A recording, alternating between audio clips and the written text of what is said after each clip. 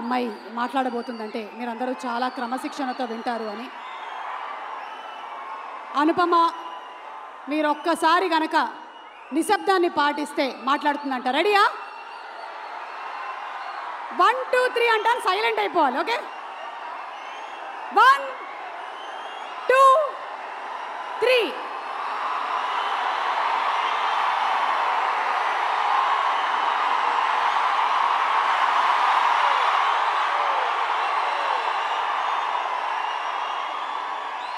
అసలు చెవులు ఎలా ఉంది తెలుసా? మొత్తం డిటిఎస్ ఎఫెక్ట్లు అన్నీ మన భీమ్స్ గారు ఉన్నారు, అచ్చు రాజమణి గారు ఉన్నారు, కానీ ఈ ఎఫెక్ట్ని మాత్రం ఎవ్వరు మించలేరు అనిపిస్తోంది. అనుపమ ప్లీజ్ దండం పెడతా, మాట్లాడు.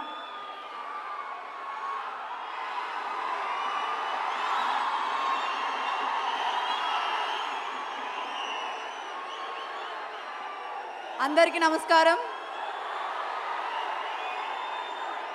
మాట్లాడొచ్చా వద్దా?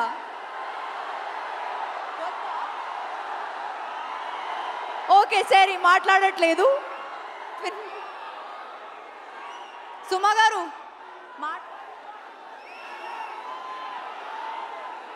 మాట్లాడొద్దు అంటున్నారు, నేను వెళ్ళిపోతున్నాను.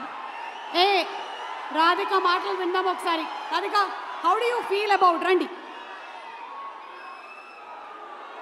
అంటే ఇంత అద్భుతమైనటువంటి రెస్పాన్స్ వచ్చింది కదా టిల్లు స్క్వేర్కి.